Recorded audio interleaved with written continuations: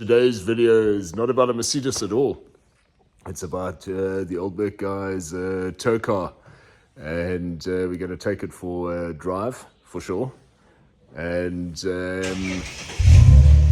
listen to that, eh? But no, I love this thing. I'm going to take it for a drive, then I'll do a walk around as well. So as I leave the Old Merc Guy warehouse today, I find myself in not a Mercedes at all. This Ford Territory is a 2006 model, and I bought it for towing, nothing else. And as we go along, I'll explain why I decided on one of these as opposed to something else. Basically, 4 litre, it's got a barrow motor, it's an Aussie Ford, and we were lucky enough to get them here in South Africa as well. And they're imported for a few years, and I think in Oz they stopped making them in around 2014. This particular one is a non-turbo. It's a 4 litre 24 valve straight 6. It puts out about 190 kilowatts in standard form. This has got a free flow manifold on. It's got a K&N filter. It's got a few bits and pieces like that. And a 4-speed auto in this particular one. The later ones did come with a 6-speed, but with these 4 speeds I prefer from a reliability point of view. We've got an external oil cooler on, which is a very important thing to do. But the main reason I bought this car, it's very immature of me, I know, but let me put it in manual here as I go away here, and I'm going to open the window so you can actually hear. Okay, and I'm going to floor it now.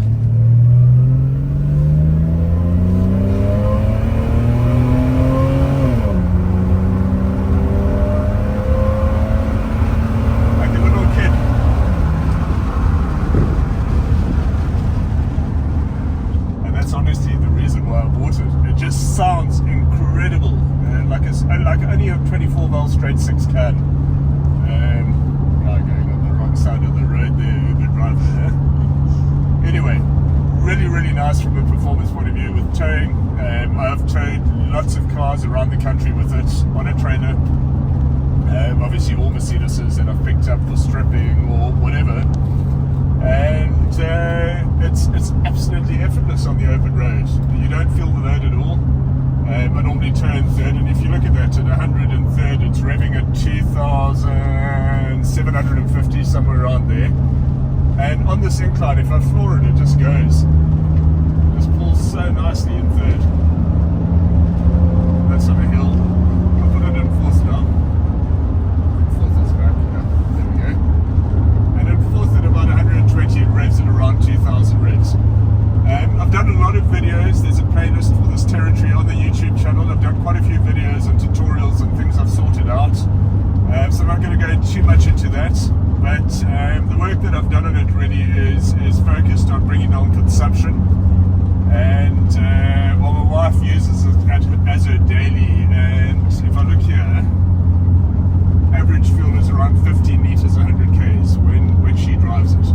When I drive it, I don't see anything better than 17, but I like listening to the exhaust, so I'm constantly using that and making a noise and driving it like an idiot. So I don't get anywhere near there, but we've been able to get it down to that 14.9. And when we first got it, it was running at about 18, 19 litres 100k. So have a look at the other tutorials if you've got one of these cars and you're battling with high fuel consumption. Have a look, it's on the playlist. And I'll go through what I did on this one to bring it down to this consistently. And that's a mixture of town and open road driving, aircon normally on, that sort of thing. Spec wise, other than the 4-wheel drive and the turbo, which was fast from a luxury point of view, the Ghia was the top model. And it's obviously got leather and dual zone climate control and side and curtain airbags and front airbags and ABS and the earlier traction control. Not stability control in this one. It was replaced about a year later. Quite a nice sound system with a subwoofer as well. And you know, it's a comfortable place to be. I've done a lot of miles on this car, and the trips are effortless. So now we are going to go to a place that I visit fairly frequently with it whenever I take it from my wife, and that's here at our local engine. And I'll just fill it up while I've got it here, and I'll carry on with the video then. So reset the odometer here. Okay, so yeah, that tank was 14.9.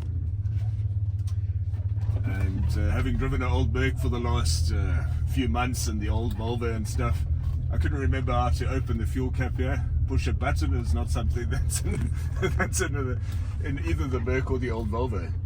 So yeah, anyway, we managed and we're going. So when it came to looking for a tow car for Old Merc Guy, something capable of pulling a trailer, and something I didn't want to finance. I didn't want to spend a whole bunch of money every month and paying back the bank and stuff like that. I wanted something that was reasonably priced, that had enough power. The consumption is a non-issue because it has a purpose, this car. And yeah, I went on and I found this car at We Buy Cars for all of 55,000 Rand. It had done 160,000 Ks with a full history. It's got spare keys. Look, it needed a bit of work. I've probably spent 20,000 Rand on it since then, doing new tires, doing brakes, doing whatever needed to be done on the car to make it in good condition. I also bought another spare one at the same time, just to keep us spares. I used the window regulators out of there, I used the central locking actuators, stuff like that. And so that was a very good thing to do. It wasn't expensive. I spoke about this in one of the other videos. I think I paid 8,000 Rand for that car, and it served it very well. It's got a replacement engine and gearbox if I need it. But getting back to this, so for around 75,000 Rand, an SUV that's capable of traveling anywhere, very, very comfortably and effortlessly, I must add. Everything works in it. Aircon, it's got a fair amount of modern things in terms of curtain airbags and the center display with climate control and stuff like that. And it's proven to be completely reliable. Let me just find out how to do this here. I think you do it here. No, that's how you put on the back window.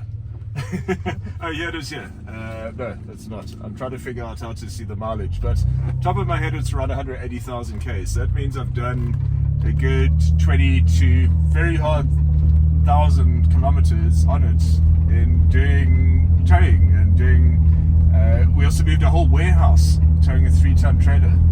So I like doing this 80 to 120 k an hour. So let me just I'll put it in manual for that so it doesn't kick down when I floor it. So I'll just put it in fourth there and get it up to 80. And you'll see that at 80 in fourth, it's actually at very low revs. You can do this even in third, but let's do it in fourth. Let's get it up to 80 here. So at 80 in fourth, it's revving at 1,750. I don't know if it'll kick down if I floor it now, but let me try. No, it doesn't. So it just pulls in fourth. So bearing in mind it started from a very low base at 1,750 revs for non-turbo petrol. Obviously takes a bit longer to pick up speed here. There we go, that's 120 and I'm revving at 2.5. I'll do the same exercise in third. Okay, so here we're in third at 80. It's now 2,200 revs and I'll floor it.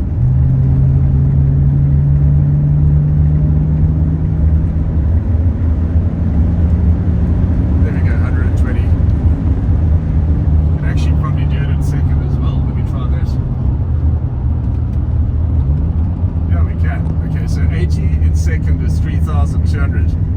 Okay, so 3,200, 80 in second. I don't know if I've got the range to do 120. Let's see.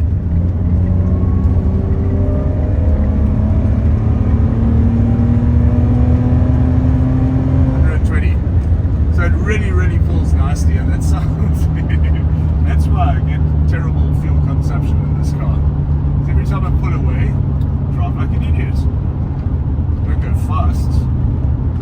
As fast as it sounds, but you do also get a turbo version of this, which is 245 kilowatts, same barrel engine, and yeah, I just couldn't find a nice one. They're also all-wheel drive those. But anyway, getting back to this, so I bought this SUV all in with all new tires and roadworthy in my name, everything. It cost me 75,000 Rand. I've done 20,000 Ks since then, just routine maintenance. So I've done, gearbox filter, all of those sort of stuff. Done a bit of suspension work, but nothing significant. And I've been using it. And we moved our whole warehouse, our whole spares warehouse, from North End to Upper CV Road, Old CV Road here in Abeja, over a period of months, showing 3-ton trailers back and forth, the 20 kilometers to the old warehouse every single day for a month, and there wasn't a hiccup once. I'm going to accelerate now. Listen to this.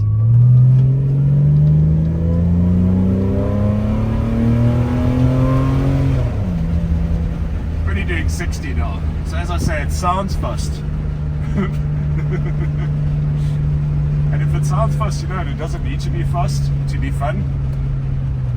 And that's driving it like that. But I mean, the way that my wife drives it, she just chugs along at 100, 120. It's very refined at that speed, very comfortable. As I say, absolutely everything works in the car. And it's given us no hassles at all. And if you look at these cars and the way people rave about them, I don't know the Australian market at all, but I believe these motors were also used in the police cars and taxis over there and are capable of huge mileages. So yeah, man, if you're thinking of one of these, what a great alternative to splashing out a lot of money and financing something more modern. If what you need is a 7-seater SUV with enough power to tow a caravan or boat or something like that reliably and affordably, you're going to look very hard to find something better than this. Have a look at the walk around part of the video as well, and if you enjoy these videos on the channel, please subscribe. I'll be doing a lot more of them, so yeah, let's do that walk around. So in terms of appearance, I don't expect much. It looks like the most nondescript car there is. You can park it in a parking lot or you walk past it 3 times before you see it. It really is very generic looking, and very, very boring looking, but it's aged exceptionally well because of that. It looks no older today than it did when it was out, 18 years ago this car came out. So it stood the test of time from a design point of view very well.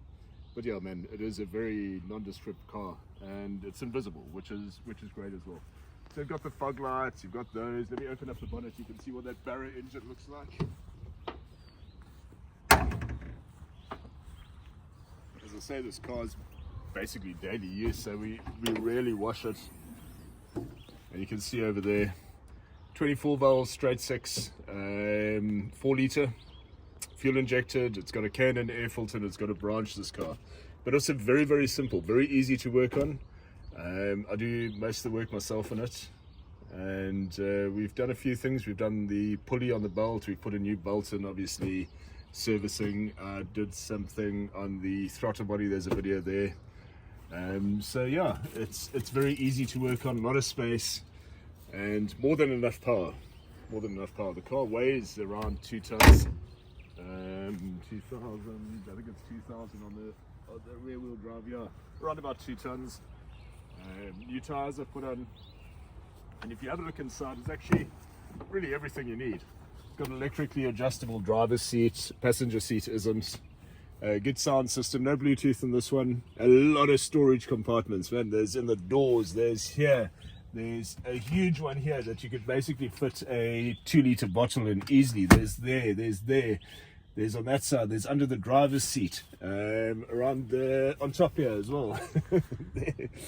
And around the back, more over here. There's one over there where the lid's popped off. I need to put that back in. But a nice feature of this as well, that isn't very common, is that you can move the seat around. So if you've got a bigger load, you can move the seat forward. There's a bit of leg room, but you can accommodate that load without folding it down. And if you go like this, obviously it moves the seat forward, and that's how you'd get into the 3rd row of seats at the back. So 7-seater, all seats have 3-point safety belts. I think it's got ISOFIX here at the back as well. I stand to be corrected, but I think it has. And the back seat obviously folds down if you've got a bigger load, together with the middle seat if you need that, or any combination of them. And the other very nice thing about it is that you have the ability to do this. So you can lift up the glass portion of it, and you can just put some stuff here. It's got a fair amount of space behind the 7th seat. You can see we've got a lot of stuff here. Sticks and water bottles and gum boots and all kinds of stuff. And then obviously to fold that forwards is easy enough. You just do this and you fold it forward. And as I say, 3-point seat belts, even on the 7th seat. So you can do this if you just want to put your shopping in. or you can open the other side, and that opens the whole tailgate like that. So very flexible, very usable. My wife absolutely loves this car. She chooses to drive it. You obviously, being an SUV, you sit a bit higher than the traffic around you, and yeah, she absolutely loves it. So, and the practicality of it. If you need to put something in, whatever you can fit a lot of stuff in here. When we were moving, we were using this. I'll share a couple of photos as well, where we took this huge trailer behind it, and it just did it completely reliably and without any stress at all. So from that point of view, if you're looking, and that's really the point of this video, if you're looking for a cheap SUV that has most of the features that you need, safety as well with curtain airbags and stability control and stuff like that, have a look at these. A lot of them on the market haven't done huge mileages, and that's probably because of the consumption. It doesn't suit everybody. It's certainly not easy to drive one of these. If you're doing huge distances daily, you'll be filling up daily. So it's not the car for that. But if you're looking for a car that sort of, you can use occasionally as a tow car, you can use short distances around town or whatever, and you don't want to spend a lot, a car that can accommodate 7 people, a car that can go on bad roads. I mean, we've taken trailers on really shocking roads with this. It handles dust roads beautifully. You'd be hard pressed to find a better deal out there than a Ford Territory. And I'm not selling this car, we're keeping it. But there are a lot on. If you go onto the online sites, We Buy Cars, Gumtree, there's a lot advertised. And if you want any advice, I know the car quite well. I've had it for about 18 months now. Please leave a comment, and I'll respond to it there.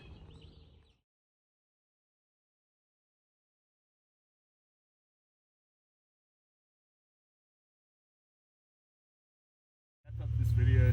Thanks for watching. And if you enjoy the channel, subscribe, and just because I can, listen to this.